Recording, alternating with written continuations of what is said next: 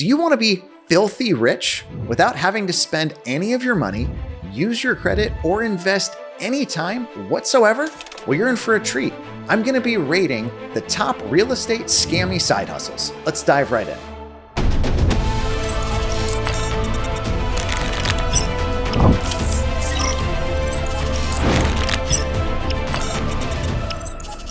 Oh boy, is this video going to be a doozy. Now, I'm not going to use screenshots of your favorite influencers' faces, but as I throw out some of these terms, you're going to pretty well know whose strategy we're talking about. My name is Ryan Dossey, and I've been in the direct-to-seller real estate investing game for the past 10 years. I've been a licensed real estate agent for 5 or 6 of those. I've flipped hundreds of houses, used to own 150 rental units, and I own a couple service businesses in the same space. My focus has always been to build a blameless business where I do good business with good people, not breaking any laws, not bending any rules, and I don't have to worry about going to jail, and I want to help you do the same. Now, it's worth pointing out that with all of these scammy real estate side hustles, there are people that have made a fortune, and there are people that have lost a fortune.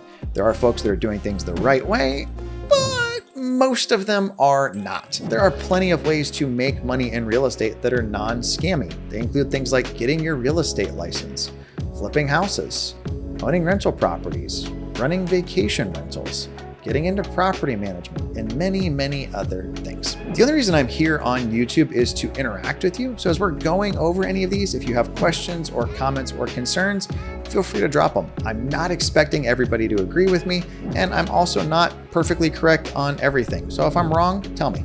So just for you guys, we came up with a ranking system for these that we're gonna call RISE. The R stands for reputation. The I stands for impact to the community or the people involved in the transaction. S stands for simplicity.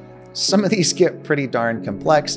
And E stands for ethics. At the end of the day, are we doing things the right way or not?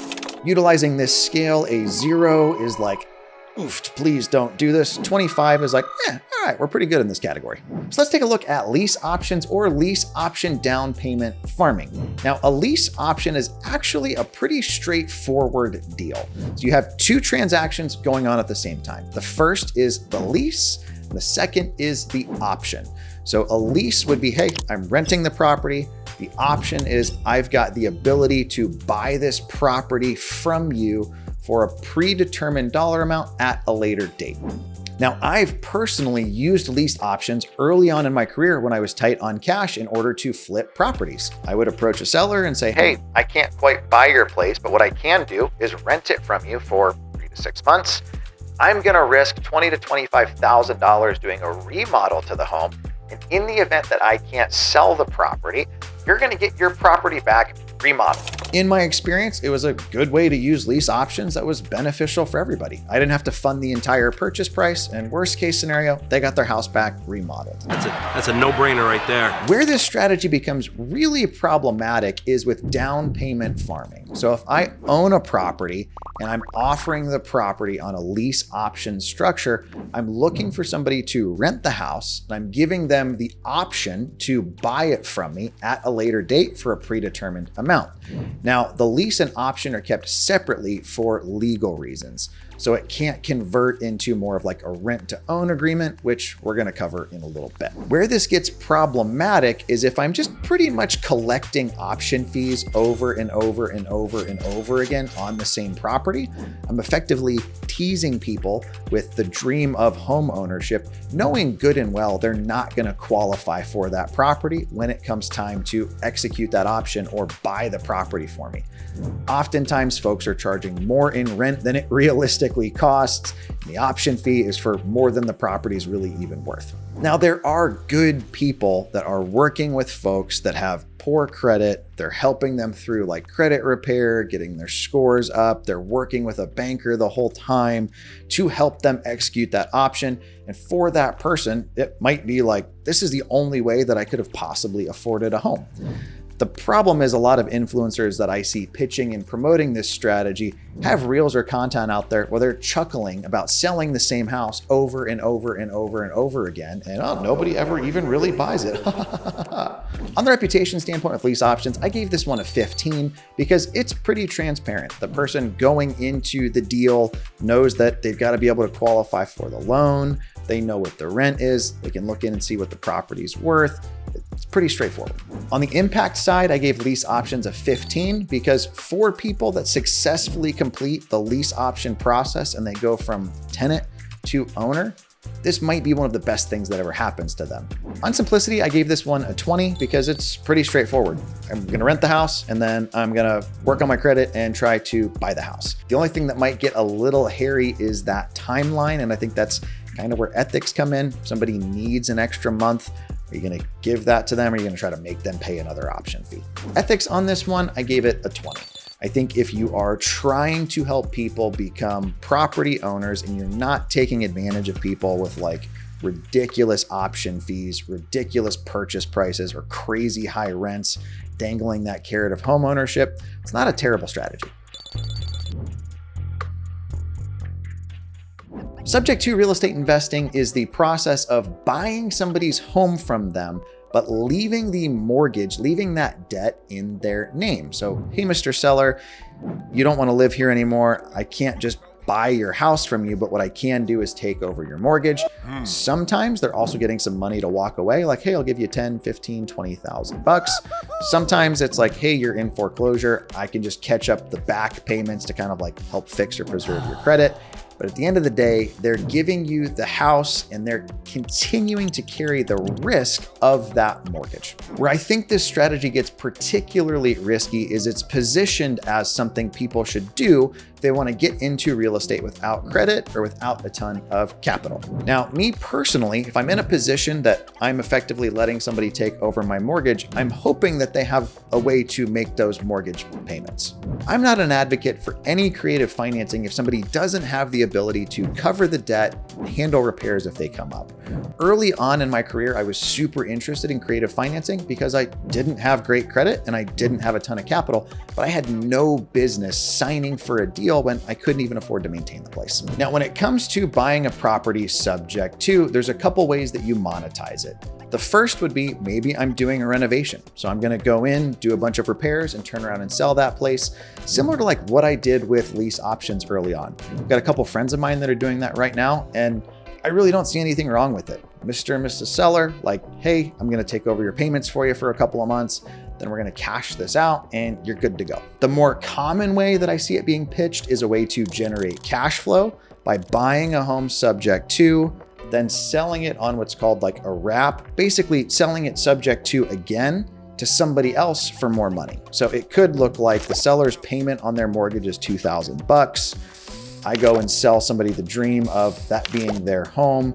All they have to do is give me a down payment and make me monthly payments of $3,000. So in theory, I'm making money in the middle there. There's only one giant problem with this strategy, and that is Dodd-Frank. Now you need to look into the regulations yourself, but this is effectively the consequences that big banks got hit with for a lot of the sketchy stuff they did in the 2000s. If you operate a business of selling and financing real estate, there are things you have to verify, like their income, their ability to repay, and their employment history. In fact, if you're in the note business at all, you typically have this done by an RMLO, a registered mortgage loan originator. That way your loan is compliant and can be sold should you ever want to. Super complex, but most folks aren't doing that. They're just hoping they can fly under the radar and don't get caught. Another problem that I see with the subject to model is that what a seller thinks might be good for them right now, they might disagree with 5, 10, 15, 20, or even 30 years from now. The data's not pretty on marriages in the US. I think it's something like 50% of them end in divorce. Do I think a seller's gonna wanna still be married to you 25 years from now financially with a mortgage? Probably not. On a reputation standpoint, I'm going to give subject to a 10.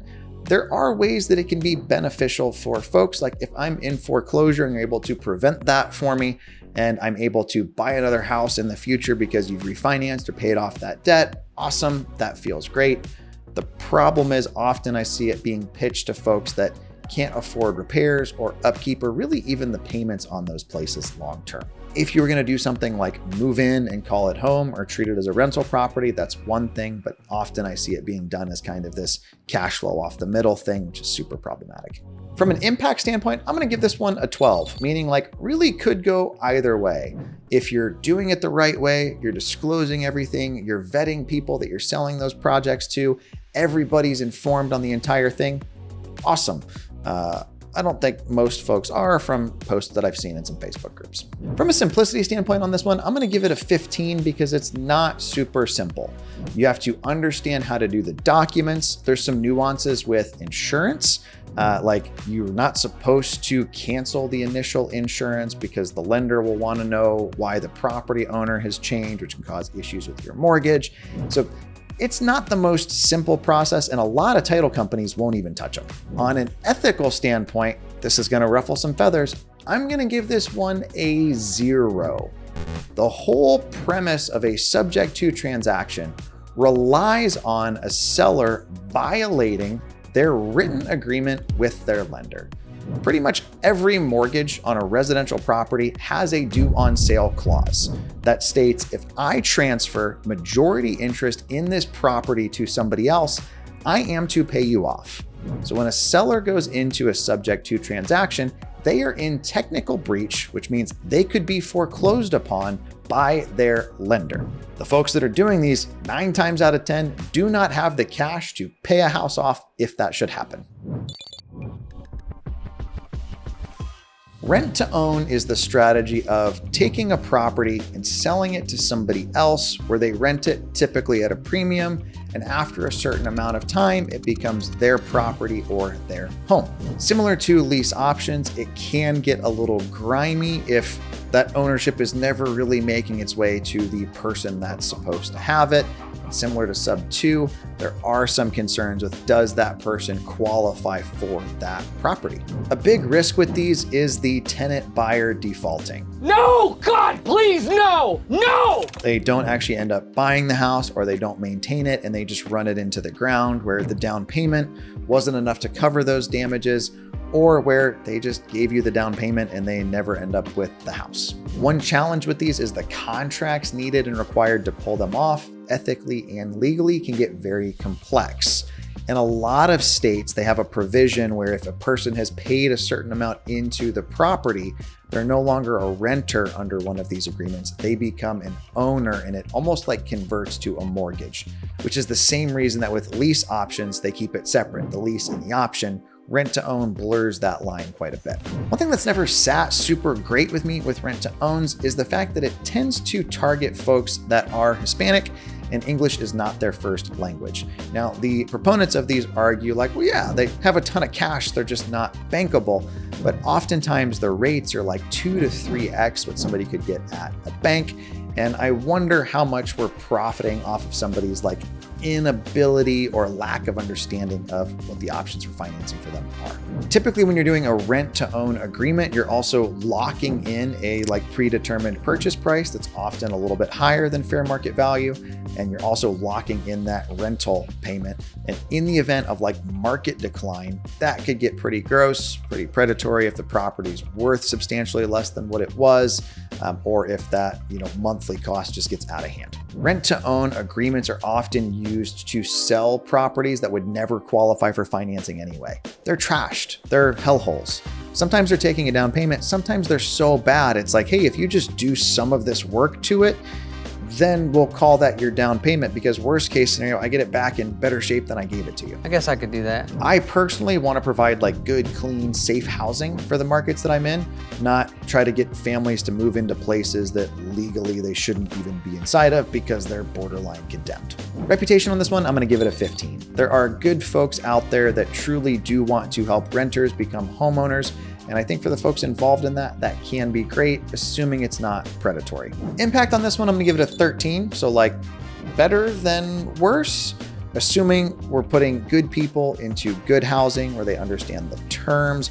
We're not raking them through the coals with a rate that's like 3 to 4 times what fair market value is. On simplicity, I'm gonna give this a 20 because once you have your rent to own agreement, it's kind of just like leasing a place almost. Fill out the blanks, put down your down payment, go get insurance, the house is yours, we're off to the races. Ethically on this one, I'm gonna give it a 22. So on the higher end, assuming you're fully transparent and you're not raking somebody through the coals at like a usury rate of like 27% or something just ungodly, I think they can be an interesting tool. Novations are the process of taking a seller's home, listing it on the MLS and keeping all of the profits above and beyond a preset amount. Now, I did an entire video on this before that we can link to, but effectively they're very, very close to net listings for real estate agents, which are illegal in 48 out of 50 states.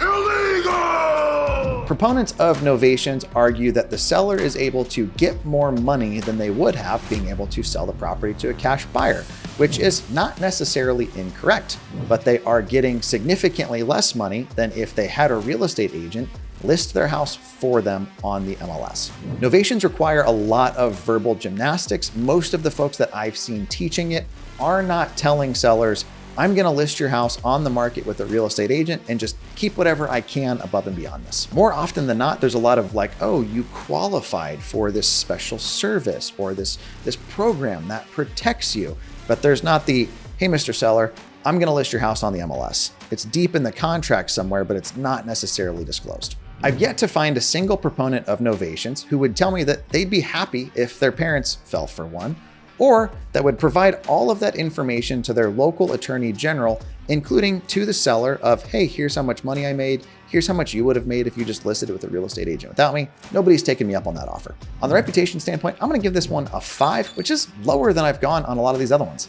There's quite a bit of risk, and there's a serious legal paper trail that includes a seller signing a power of attorney so you can make the decisions on their behalf to pull one of these off. When it comes to an impact standpoint, I'm gonna give this one a 15, which pains me a little bit, but if a seller thought their only options were to sell for cash or fall for a novation, they're gonna get more money on the novation than they would have for cash, so maybe that's a win-win. When it comes to simplicity, I'm gonna give this a 10. It's pretty complex. It involves listing agreements, power of attorneys. This is not a straightforward like purchase and sale agreement. It's why the guys that teach it will charge you, 5, 10, 15,000 bucks to walk you through that process. All right, ethics on Novations. I'm giving this a 19, which is a lot higher than you were probably expecting and even than I anticipated when I was initially going through and concepting this out. For one reason, Novations are perfectly legal in the classic sense. I mean, technically, yeah, but in the classic sense, all I'm doing is taking one party and I'm substituting them for another party in which everybody's fully informed. So an example might be like on a commercial mortgage, you could approach your lender and say, hey, I want to sell this property. This guy wants to buy it. They would like to take over my financing. The seller agrees, the buyer agrees, the bank agrees. That can be done through a novation. That's not really how it's being used in residential real estate though. Hence the need for verbal gymnastics and power of attorneys. With novations, there are good actors and bad actors. Unfortunately, most of what I see being pushed are the bad actors. I know guys that are using novations similar to how I was using lease options. They are taking over these properties and they're doing multi-six-figure remodels where they're adding a lot of value to the transaction, but that's just not the typical structure. Up next, we've got virtual wholesaling or nationwide wholesaling. Now, I'm gonna be totally honest. I used to have a virtual wholesaling company, and it was something that I made about 100 grand a year off of on average. My strategy was a lot different than how most folks are doing this though. When it comes to virtual or nationwide wholesaling, you are finding property owners in places you don't live. You're trying to negotiate a good deal for their property, trying to understand comps, trying to understand repairs, trying to find somebody else to buy that property from the seller for more than what you negotiated so that you can profit in the middle. One of the first projects that I ever lost money on was a virtual wholesaling deal. Now, my model was different. It was more like wholetailing. I would find a property, I'd get it under contract, I would hire an actual inspector, I would close on the property, I would clean it up, and I would turn around and try to find a buyer on the MLS. Where I ended up losing money was not understanding the specifics of the local market, and my particular property was in like a special tax area or something in Texas, so the property taxes made it like stupid unaffordable. I didn't lose a ton, but it was like 6,000 bucks that I wish I wouldn't have lost. One thing that we ran into super often on these deals was sellers misrepresenting how good of shape their properties were actually in. It's not this like Mai Tais from the beach in Hawaii and you're just raking in money with no risk or no effort. It's a lot of like, does this person actually understand what they have? Are they being truthful? We had one that they told us was like move-in ready. So I spend money, I send a real inspector out, and the guy's like, hey, there's holes in the floor that go down to the basement. Like, be careful where you step if you don't want to die. And they were using it as a rental property, which is just great for their tenants. One potential real risk with nationwide or virtual wholesaling is different states now have different rules and regulations when it comes to wholesaling. There's also risks of it being categorized as like brokering without a license, because you're not a real estate agent and you're advertising properties for sale that you don't necessarily own. The legal gymnastics there is like, well, I'm not advertising the property for sale, I'm advertising the contract, but let's be real, what somebody wants to buy from you is the property. It's totally possible to wholesale properties in a market that you don't live in if you really specialize in that market and build out a team and relationships. Your risk is infinitely higher if you're operating in markets you're unfamiliar with, where you don't have pre-existing established relationships or connections that you can pull on. There's also some risks when it comes to wholesaling in general. From a reputational standpoint, I'm gonna give this one a 15 because you're not necessarily in the market, so you're like, local reputation getting impacted is probably pretty low, but there are some potential legal risks if you're going under contract on properties, can't find a buyer, and you're pulling out. Wholesaling in general can be a little problematic. We had a seller reach out to us that was under contract with a wholesaler who was supposed to close, who didn't. The guy lost his home and went through foreclosure because somebody lied to him, telling them they were a cash buyer when they weren't. They couldn't and didn't have the intention to close on the property if they couldn't find somebody else to buy it. We had another deal where we were competing with a wholesaler. The seller ultimately ended up deciding to take more money from the wholesaler, and the wholesaler didn't close. Meanwhile, the guy was getting fines and warnings and violations from code enforcement due to all kinds of issues with his property. And guess what? County bulldozed the house, sent the guy the bill when the wholesaler didn't close. That seller asked us, could we match that wholesaler's offer? And we were like, no, this is real dollars, not monopoly money. When it comes to the impact standpoint of virtual wholesaling, I'm gonna give this a 10, which is pretty low. The likelihood of successful buys and win-win-win transactions through this model is relatively low. It's very much a throw things at the wall and see what sticks.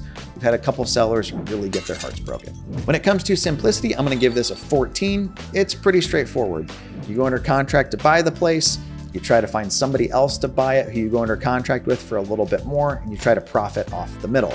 Where it gets complex in this model is finding buyers in markets you're not in and you have no experience in, being able to analyze and understand those deals. Lastly, finding title companies willing to button that whole thing together, not knowing you as an out-of-town rando.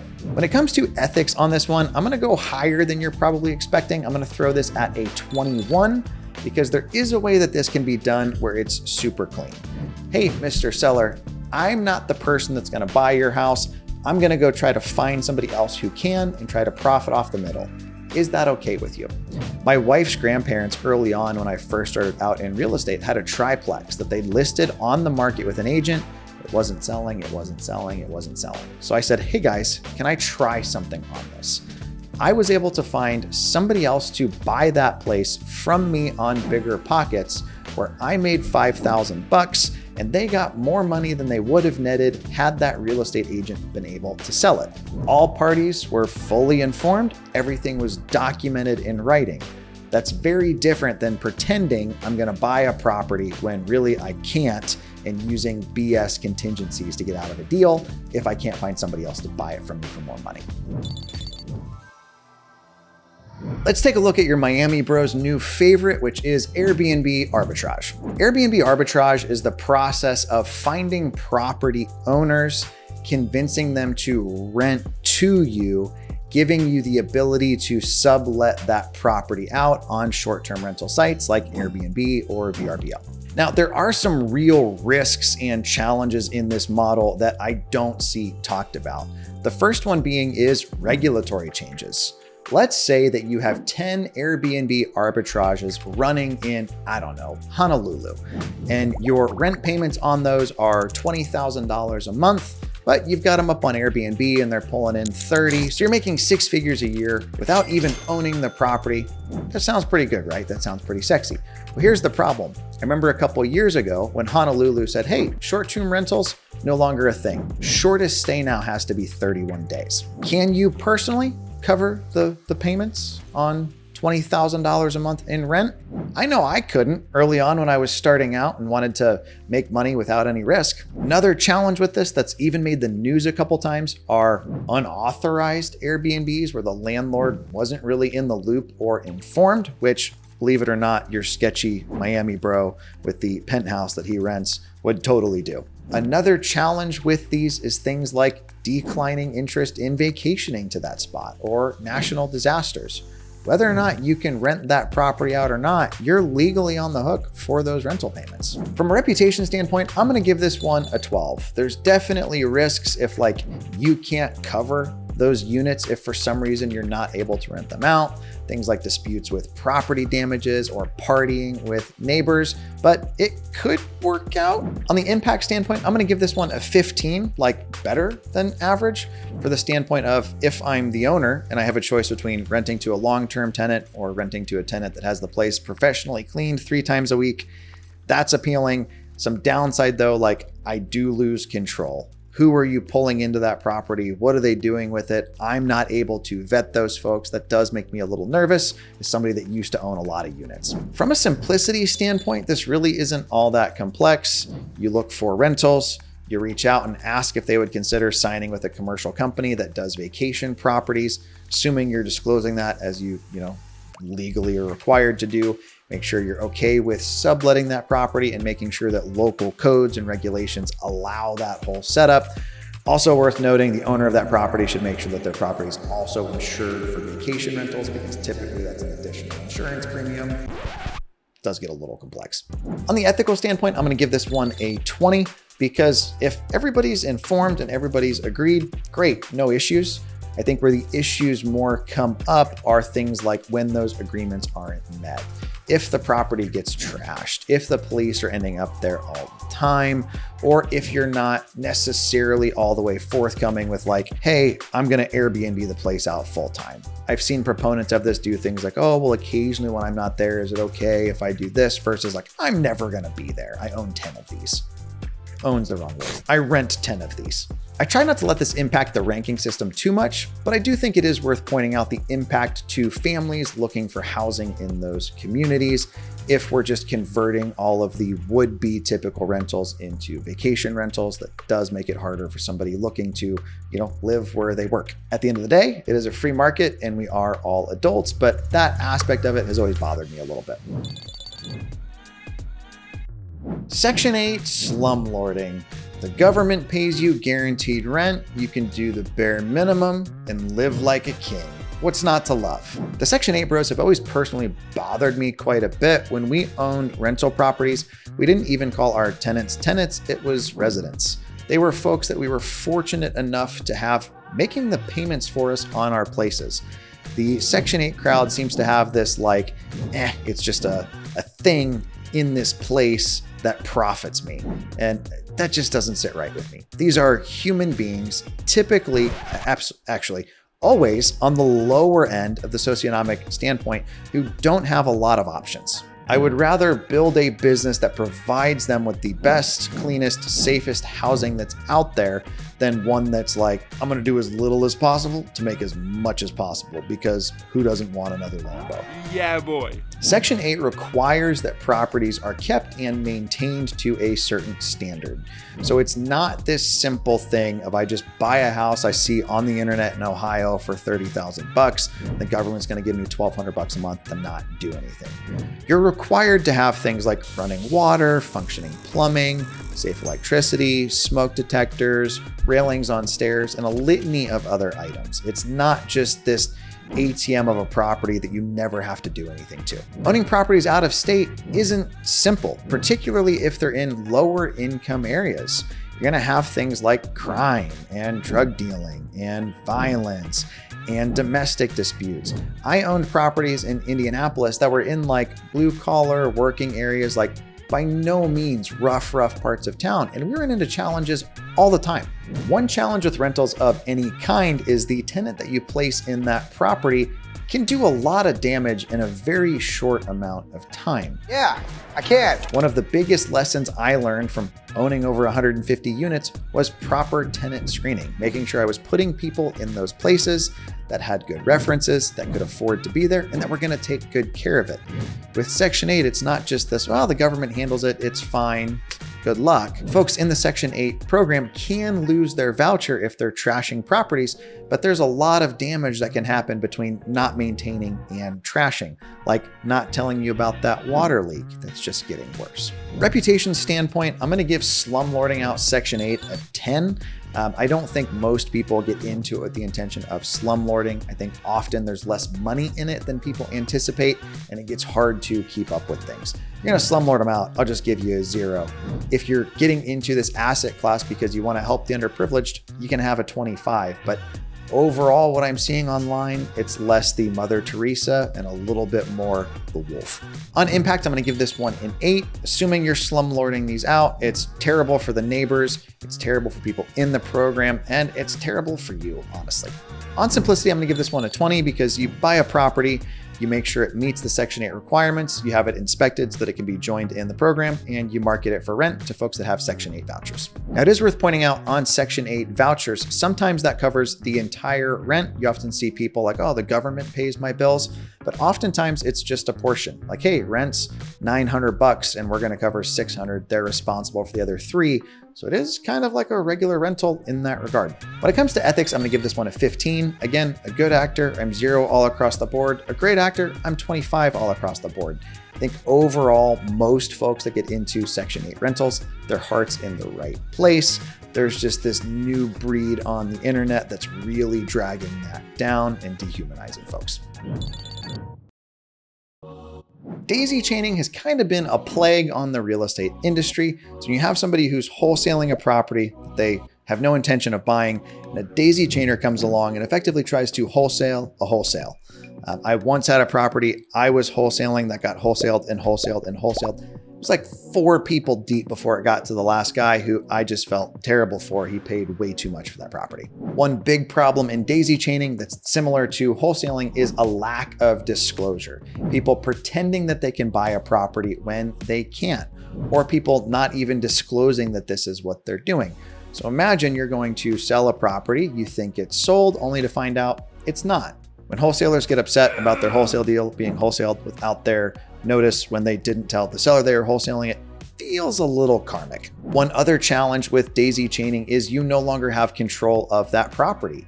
Legally, you've given your equitable interest to that person that's trying to sell that property. So at that point, you're kind of just like, all right, I hope you're able to pull this off. Daisy chaining is different than like co-wholesaling. Co-wholesaling is like, hey man, let me see if I can find a buyer. If I can, let's split it. Daisy chaining is when like nobody really knows that you're not the person actually buying it. And it's become extremely popularized by influencers. If it was such a great deal, why was that initial person not able to sell it? Now, people have different buyers lists that are looking for different things, but just be honest, just be transparent and explain that that's what you're doing versus effectively committing fraud, saying you're going to buy the place when you can't. From a contractual standpoint, this can get super complex if there are multiple contracts out there to have a title company be able to pull it all together, especially like what if one guy doesn't perform and somebody else does, but then somebody else tries to say, well, no, I was going to perform. It can get pretty dicey legally pretty quick. Reputation standpoint, I'm going to give this one a 10. I personally hate it. I despise it. We've even seen it happen on our listings where somebody will pretend that they're a cash buyer. They give us fake proof of funds. We don't catch it. And then they send us our own deal. That's a lot of fun. That conversation I thoroughly enjoy. From an impact standpoint, I'm going to give this one a 5. It just gets messy and clunky. And if you're not upfront and honest with people, there's a lot of potential blowback that can happen. Think about it. If you're daisy chaining somebody's deal and that seller's in pre-foreclosure and you don't perform and that seller loses their house, how do you sleep at night? I've personally always operated from the standpoint of if I go under contract with a seller, I'm buying their house, even if I try to wholesale it and can't. At that point, it's a wholesale or a flip for me, and I'm gonna honor my initial offer. From a simplicity standpoint, I'm gonna give daisy chaining a 12. It's not the easiest thing to do in the entire world. You're shopping a deal that's already been shopped around, but there are people that make money off of it. There's entire franchises that's all they do. From an ethical standpoint, I'm gonna give this one a 17. Assuming you're fully upfront with everybody, you can have a 25. I think most of them, though, that I've run into aren't, and sometimes they put absurd markups on these deals. I've seen folks try to rip 10, 20, 30, even 50,000 bucks when I have both emails in my inbox.